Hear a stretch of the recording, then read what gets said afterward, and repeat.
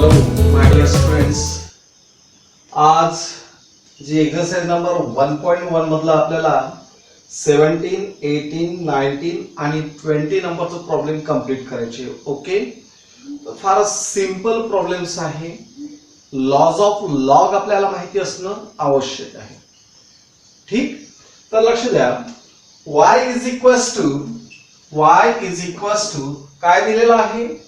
log of y is equals to log of e to the power x square into 5 minus 4x to the power 3 by 2 divided by cube root of 7 minus 6x.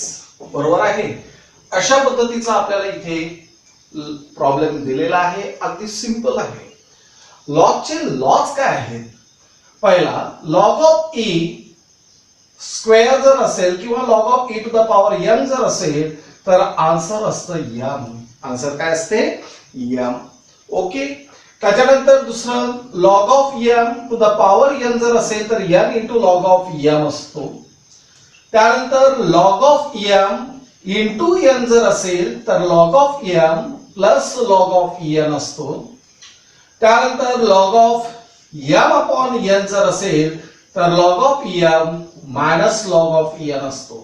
Okay, आणि त्यासोबत समजा a to the power log of x to the base a answer is x. Answer काय असतो? x असतो.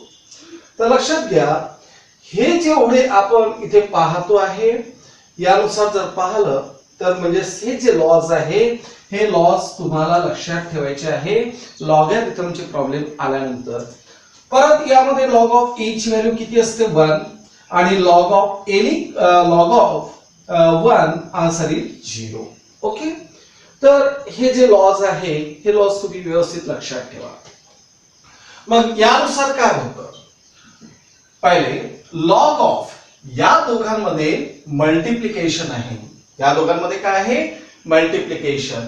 And so log of e to the power x square multiplication असल्यामुळे plus आणि log of 5 minus 4x to the power 3 by 2. त्यानंतर याला हा डिव्हायडेशन मध्ये आहे म्हणजेच minus log of cube root of 7 minus 6x. बरोबर आहे. तर या पद्धतीने आपण याला सिम्प्लिफाय केलेला आहे. Log of e to the power x square means काय झालेला आहे? x square. Log of e to the power x square चा अर्थ काय झालेला आहे? x square. त्यानंतर प्लस. आता हे जे आन्सर आहे हे यानुसार आपण काढलेला आहे. बरोबर. त्यानंतर हा जो 3 by 2 आहे इंटू लॉग ऑफ काय होणार? 5 मायनस 4x होणार. त्यानंतर what is the meaning of this? याचं मीनिंग काय झालं आहे?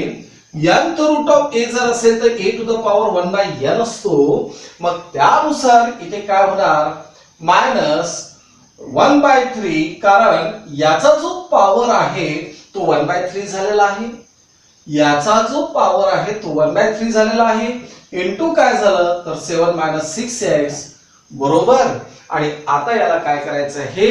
डिफरन्शिएट करायचं आहे. Okay, and now differentiate y with respect to x. या वायला डिफरन्शिएट करा विथ रिस्पेक्ट टू x ने.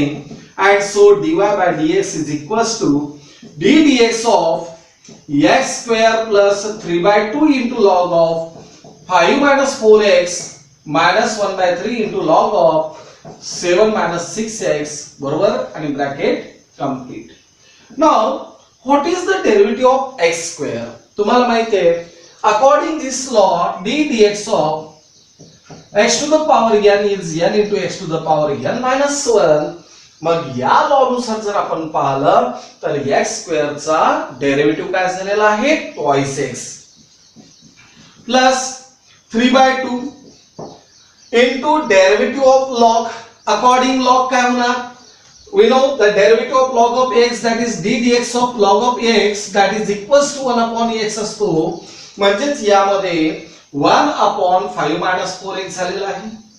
According this law, the derivative is 1 upon 5 minus 4x into d dx of 5 minus 4x minus 1 by 3 into again the derivative of log, that is 1 upon 7 minus 6x, and the derivative of 7 minus 6x, ddx of 7 minus 6x. Correct? आता एवढं झाल्यानंतर 2x plus 3 upon, आता याने जर याला multiply केलं तर काय होईल, 2 into, जाऊ द्या, अशा पद्धतीनेच लिहितो आहे. And now the derivative of 5 minus 4x, that is minus 4.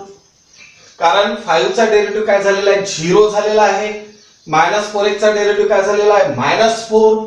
त्यानंतर minus 1 upon 3 into 7 minus 6x, and the derivative of 7 minus 6x is what, 7 चा डेरिव्हेटिव्ह झालेला आहे 0, and minus 6x चा डेरिव्हेटिव्ह झाला आहे minus 6. बरोबर.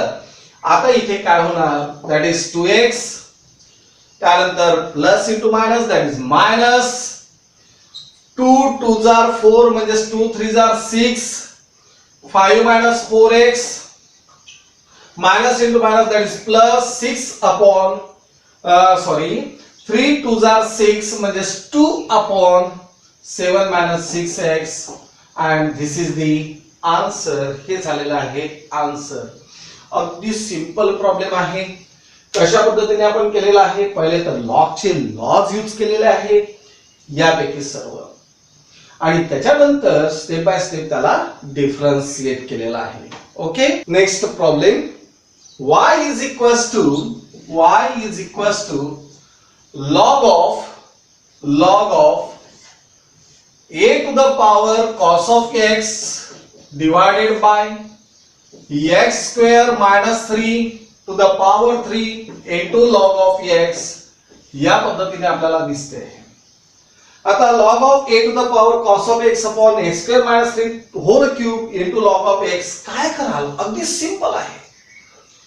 पहिले तर आपल्याला लॉज ऑफ लॉग यूज करायचे आहे, म्हणजेच log of a to the power cos of x minus याचा लॉग घ्यायचा आहे, म्हणजेच काय झालं तर log of x square minus 3 चा क्यूब, आणि परत काय झालेला आहे, हा डिव्हायडेशन मध्येच आहे, म्हणजेच मायनस log of x. पहा, ज्यावेळेस दोघांचं मल्टिप्लिकेशन असते त्याला सेपरेट करत असताना प्लस साइन यूज करतो आहे, डिव्हायडेशन असताना मायनस साइन यूज करतो, म्हणजेच या पद्धतीने आपण इथे केलेलं आहे. अँड सो याला आपण कसं लिहितो आहे, cos of x into log of a minus 3 into log of x square minus 3 and then minus log of x. Okay, and this is y, हा झालेला आहे y. Now differentiate y with respect to x. Differentiate y with respect to x, so dy by dx is equals to ddx of cos of x into log of a minus 3 into log of x square minus 3 minus log of x. बरोबर आहे. आता याला differentiate करायचं आहे. मला तुम्ही सांगा log of a काय आहे, कॉन्स्टंट टर्म आहे. So log of a is a constant. Derivative of cos of x काय झालाय, minus sine of x minus 3 into according log नुसार डेरिवेटिव झालाय 1 upon x square minus 3 into derivative of ddx of x square minus 3. बरोबर. त्यानंतर derivative of log, या log नुसार 1 upon log of x and the derivative of log of x म्हणजेच ddx of log of x. बरोबर आहे. तर काय केलेलं आहे लक्षात आलं, log of a is a constant, derivative of cos is minus sign, 3 is a constant, derivative of log 1 upon x square minus 3, परत derivative of x square minus 3, then derivative of log 1 upon log of x. बरोबर. आणि परत log of x चा derivative.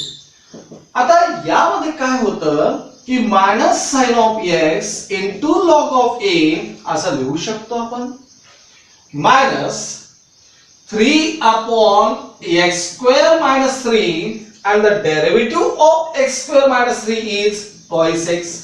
कारण x square चा derivative होतो 2x आणि 3 चा डेरिव्हेटिव्ह होतो आहे 0 minus 1 upon log of x and the derivative of log of x that is 1 upon x. आता याला रिअरेंज करतोय. काय होणार? परत एक नियम लक्षात ठेवा. Minus m into log of m जर असेल तर याला आपण log of 1 upon m to the power n लिहू शकतो.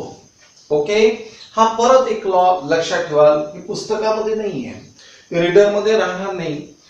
आणि हे कसे आहेत तर ज्या स्टेप्स येतात त्यावरून आपण डिझाइन केलेलं आहे, त्यावरून आपण फाइंड आउट केलेलं आहे. ओके, लास्ट स्टेप काय येणार? That is minus sine of x into log of a, त्यानंतर minus 3 2 6x upon x square minus 3 आणि minus 1 upon x into log of x and this much is the answer. हे झालेलं आहे answer. Okay, तर या पद्धतीने तुम्हाला हे प्रॉब्लेम सॉल्व्ह करायचं आहे. नेक्स्ट प्रॉब्लेम काय आहे? y is equals to 25 आणि यामध्ये log of sec of x to the base 5 minus 16 to the power log of tan of x upon to the base 4. Okay, आता याला आपण कसं लिहू शकतो? 25 ला मी 5 स्क्वेअर लिहिलं तर चालेल. log of sec of x to the base 5 minus 4 square to the power log of tan of x to the base 2 base 4. बरोबर आहे. आता लॉज ऑफ इंडायसेस नुसार जर पाहिलं तर a to the power m to the power n means a to the power m into n असतो. हा झाला लॉज ऑफ इंडायसेस. म्हणजे 5 to the power log of हा जर इथे घेतला आहे तर sec square x to the base 5 minus 4 into log of tan square x to the base 4. बरोबर आहे. लक्षात घ्या इथे काय केलेलं आहे. इथे जो बेस आहे तोच इथे आहे, इथे जो बेस आहे तोच इथे आहे. म्हणजेच यामध्ये हा जो लॉ तुम्हाला इथे दिसतो आहे that is a to the power log of x to the base a. Answer काय आहे? x. तर मग इथे sec square x मायनस काय झालेला आहे? tan square x. and we know that sec square x minus tan square x that is 1. so y is equals to 1. and now differentiate y with respect to x and therefore dy by dx is equals to derivative of 1. y is constant and the derivative of any constant always 0 and so the answer is 0. so dy by dx is equals to 0. Are you understand? तर या पद्धतीने हा problem solve करायचा आहे. अगदी simple problem आहे. Know the last problem of this lecture. आता याला काय करतोय? डिफरन्शिएट करतोय डायरेक्ट.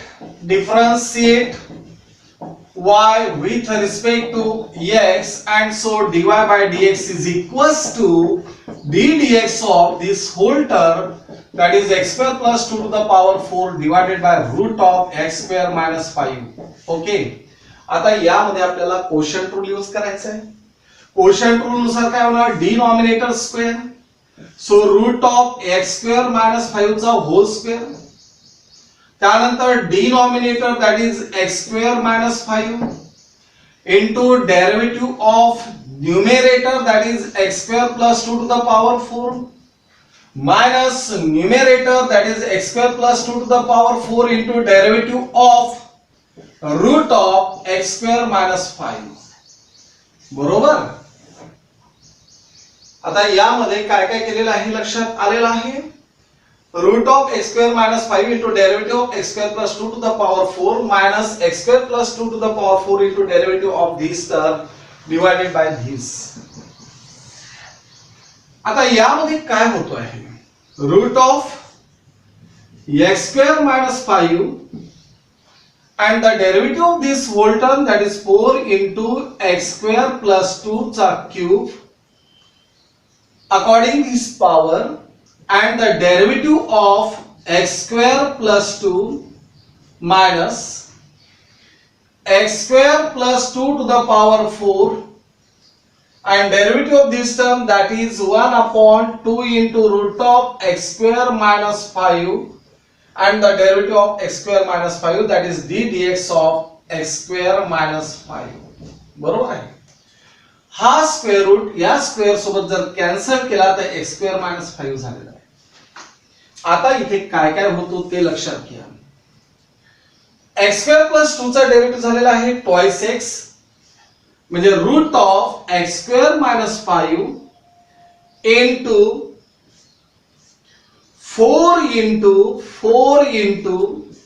x square plus 2 चा whole cube into derivative of x square plus 2 is twice x minus x square plus 2 to the power 4 into derivative of x square minus 5, that is twice x upon काय झालेलं असेल तर upon आहे 2 into root of x square minus 5 divided by x square minus 5. बरोबर. आता इथे काय होतो ते व्यवस्थित लक्षात घ्या. 4 2 are 8, so 8x into x square plus 2 चा whole cube into root of x square minus 5 minus, इथे 2 to get cancelled, x into x square plus 2 to the power 4 divided by root of x square minus 5 upon x square minus 5. या पद्धतीने आपण करतो आहे. आता या दोघांमध्ये काय कॉमन निघतो ते व्यवस्थित पहा. x कॉमन निघतो आहे, x आपण कॉमन काढलेला आहे. त्यासोबत इथे पॉवर 3 आहे, इथे पॉवर 4 आहे, म्हणजे पॉवर 3 कॉमन काढलेला आहे x स्क्वेअर प्लस 2 चा होल क्यूब.